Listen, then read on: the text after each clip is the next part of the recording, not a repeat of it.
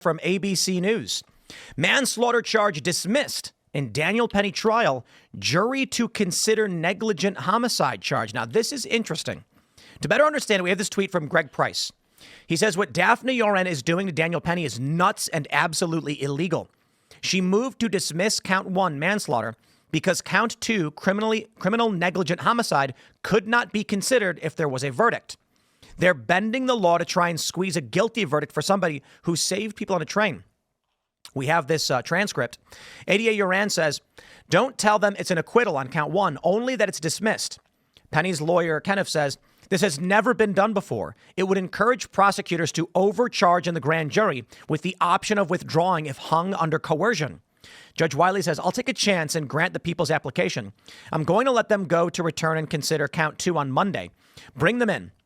Judge says manslaughter in the second degree is dismissed. You are free to consider count 2 on Monday. Judge Wiley says, I'll take a chance and grant the people's application. Oh, I'm sorry. It's just a repeat twice. And then we have the next image here. This is the verdict sheet. And it says count 1, manslaughter in the second degree. If you find the defendant guilty of count 1, manslaughter in the second degree, then do not consider and do not render a verdict on count 2, criminally negligent homicide. If you find the defendant not guilty of count 1, manslaughter in the second degree, for the reason that the people have failed to prove beyond a reasonable doubt that the defendant was not justified, then you must not consider count 2, criminally negligent homicide, and you must also find the defendant not guilty.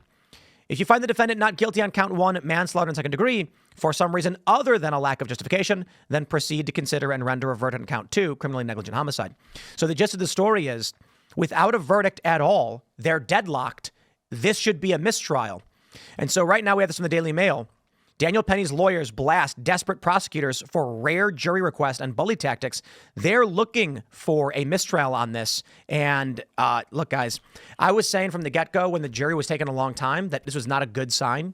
Some people were like, no, it's a good sign. It means no, it means that it could be one person. It could be 11 people. They want this man in prison and they're not moving until he goes. And now the judge is basically saying, can we figure out a way to get him in prison regardless, even though the jury can't agree? Mm-hmm. Yeah, that's that New York justice. Somebody's got to go down. I don't, not only that, but they need to make an example out of this guy somehow, some way. So when I, being in the military, have been in the military myself, what he did was a huge selfless thing to save a lot of people, and then that should be taken into account. It's not. And when you probably have a whole lot of witnesses that want to testify on his behalf, you have to wonder, it's like, okay, so are they quieting these people? What's the motive? Where's the money coming from to really put this guy away? And remember, this is all going on while people are cheering the murder of the CEO of a company right now. Yeah. Right now, the left in the U.S. it's like topsy-turvy of what is good and positive. You have a society that has, problems just like any other society, but the left wants to see the bad guys being taken care of and treated as if they're not bad guys, and they want to see the good guys punished. Now, I don't think that actually applies to the CEO, but the idea that he should die for being because he's a CEO of a business, that's abhorrent, right? The people that are celebrating the murder of a man that had a family, the people that are saying we need more of this, that is absolutely going to make society worse. That doesn't make society better. It doesn't make people feel more comfortable living in society. It makes people more apprehensive. It makes people want more government. It makes people want more police. And this is the exact opposite of what the left says. They say things like abolish the police or defund the police. Well, if you have people that are acting as vigilantes, then the rest of society is going to say more police. Like I was saying the other night, if you have a society that is a high trust society, then you need less government. If you have a society that is a low trust society, then you're going to end up getting more government. And that's not going to make people on the left or the right happy, because most people are like, I want to be free. There's that story we bring up quite a bit about that woman on the train in Philly. Yeah. She got raped, and everybody's watched. And I'm like, that's why. Yeah. Yo, the fact that this is a deadlocked jury and we're here at all, it does not matter at this point, in my opinion, if Daniel Penny wins, because the process is the punishment. We're hoping that Daniel His life Penny, will never be the same again. Yeah. his life will never be the same. But even if he got a quick, not guilty verdict right away, that's good. And then a lot of people will be like, oh, okay, you'll be found not guilty. Short of that, the message sent to the average person is, if you try to help people, Yeah. this is what your life will be. Yeah. Well, there was this video that was viral like last year, where a bunch of people are in a market, or they're in like an outdoor restaurant, right? And a guy comes up out of nowhere and he attacks a woman who's at a table, and a guy is with a girl at a table next to them, and he doesn't do anything about it. And the question was, what was this guy supposed to do? Should he have intervened? And everybody had their opinions on that. And in that video, he like pushes his girlfriend out of the way, but then he doesn't do anything to help. He just kind of skirts out of frame, and the talk became about pragmatism versus what's your duty as a man in this situation. Is it your duty to intervene and help this person? And the vast majority, devoid of whatever your opinion is on it, the vast majority of the response on Twitter at the time was that it is too risky. I have a family at home. Yeah. It is not my responsibility. And whatever you feel on that, that is the public sentiment right now from those who are paying attention to the legal system. That makes society worse. Yeah. But when I was growing up, it was, the community looked after each other. You could leave your front door open. Everybody in the community knew each other.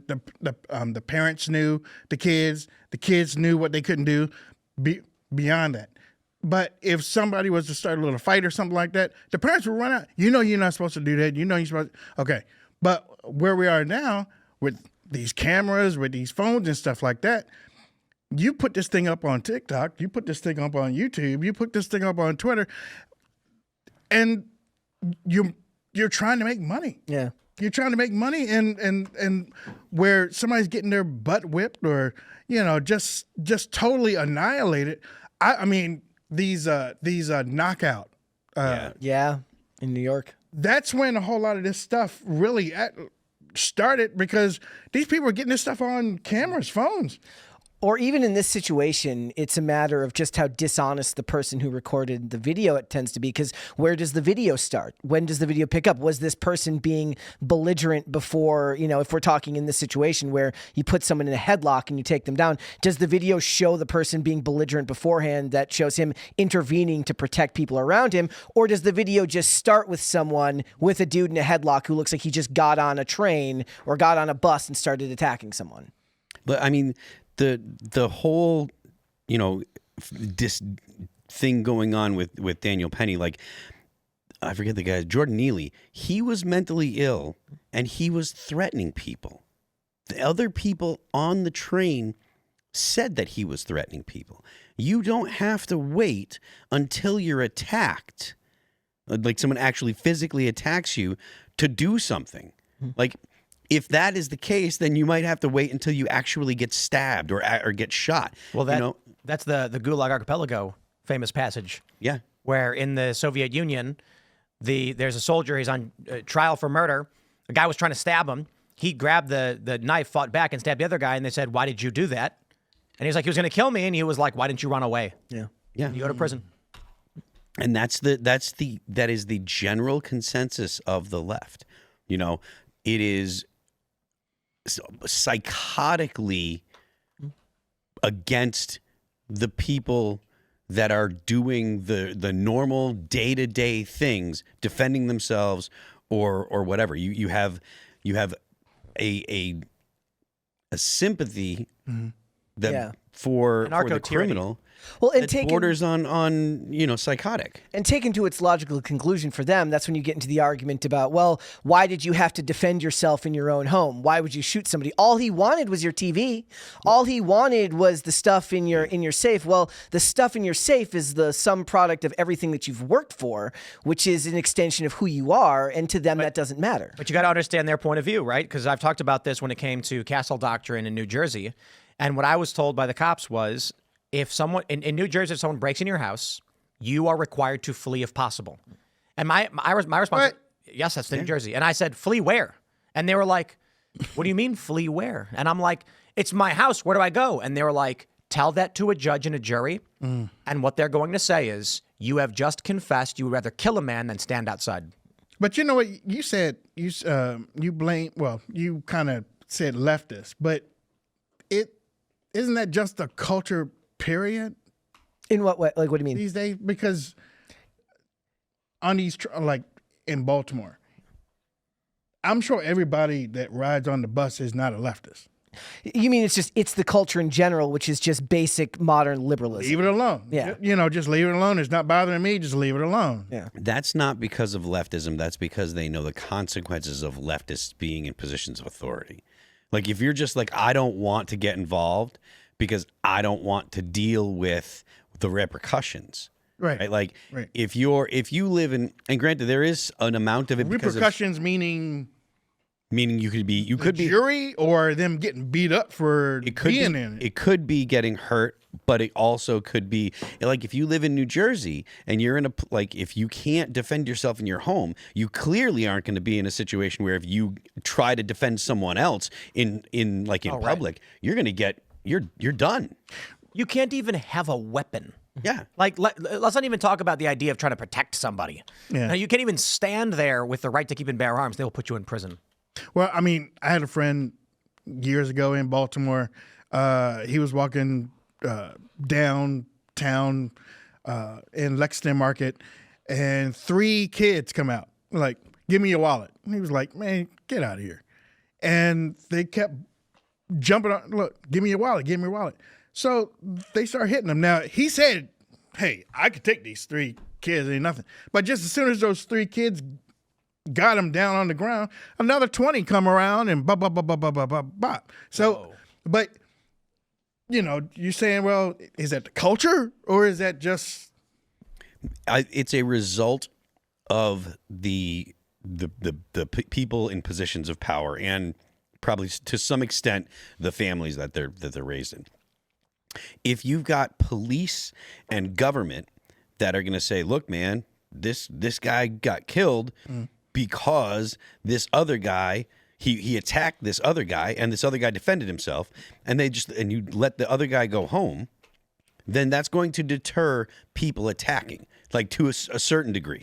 Police deter people from attacking other people, the possibility of someone defending themselves, because criminals don't want to find someone that is an equal match. Criminals want to find someone that is easy. When They're not that stupid. That's exactly right. I've gone to a lot of like self-defense classes and stuff like that, not like hand-to-hand combat stuff, but like self-defense. And it's like, look, if you make yourself look like you're not an easy target, they will select someone else, right? Like, if you look like you're an easy target, then they're going to select someone else. And I've talked to girls that I dated and stuff. Like, if anyone ever comes and grabs you, make a bunch of noise. Like, if they're trying to put you in a car, make them do whatever they're going to do at the first location. Don't ever go to crime scene 2, because then you're going with them to where they're comfortable, where they have control of the surrounding, the environment. Make a bunch of noise. If you make it difficult for them, a lot of times criminals will be like, I'm out of here. Now, that's not perfect. It's not saying that every time that someone tries to attack someone, if they just make a bunch of noise or fight back, then it's not going to be a problem. But if you look like you're an easy target, then you're inviting criminals. It's the same principle as like peace through strength on an international level. If you look like you're weak, other countries are going to be like, well, we can, push these people around. Have you ever seen the videos? There's like whole collections of videos of like street cameras that catch women almost being thrown into cars at the Texas border. Oh, yeah. Like it's insane. And the ones that get away are the ones who make the most noise, who make the most scene, and are able to pull away and run as fast as possible. Yep. But a lot of times, you know, it's late at night, somebody's been out drinking, and you make yourself an easy target, and that's what it is. Yeah, and the best advice you can give to people is, first of all, don't go to stupid places. Right? Don't go to stupid places with stupid but this people. I learned that a long time This ago. is even like in Austin. Yes. Yeah. There was one crazy viral story of a woman. She said that she was drinking with her boyfriend and his brothers, and when they walked out of the bar, she was texting, and they were 10 feet in front of her when a car pulled up and grabbed her, and she screamed. And as they're trying to throw her into the car, the guys run over and grab the door, fight with the guys, grab her, and the car starts peeling away, and they pull her out of the car. And they were like, she was 10 feet behind her texting on the phone, and they tried to snatch her off the street. Yeah. In Austin. I mean, it like, personally, I'm not a big fan of major cities nowadays. I avoid going to major cities if I can. But yeah, it's like it's not safe to be alone, and these things can happen.